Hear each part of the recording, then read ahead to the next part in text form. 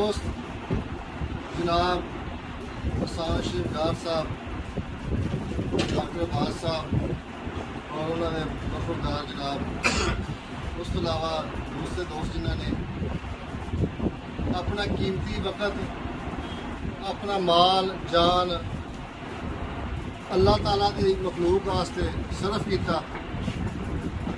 असी इन्हां वास्ते दुआ होवां, अल्लाह तबारक व तआला ने इन्हां दी इस काविश के बदले इन्हां दे मुकद्दर जन्नत ले दी है।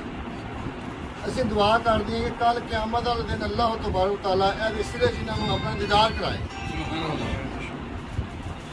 और एक अजीम काम तो होके आए ने, एक बहुत बड़ा कारनामा अंजाम दे के आए ने।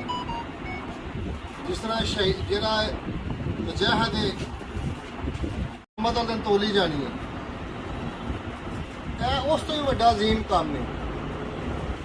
इड्डा बड़ा अजीम काम है कि जिन्होंने आस्ते देखो करोड़ हा दुनिया बस रही है, लेकिन अल्लाह इन्होंने चुनिया है।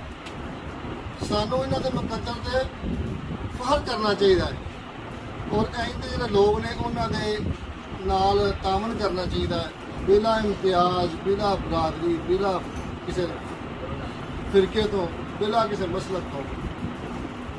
क्यों कि जो सलाब आया उन्हें किसी मसलक नूं या किसी मजहब नूं या किसी नूं नहीं टच किया, उन्हें मजमूई तौर पर किया।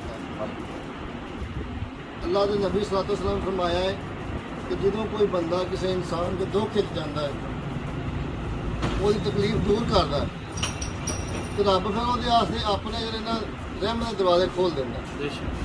असी इंशाअल्लाह इन्होंने भरावां वास्ते दुआ होवां, इन्होंने वास्ते इंशाअल्लाह तावन करना तैयार हाँ, पहले भी किया, करते रहांगे।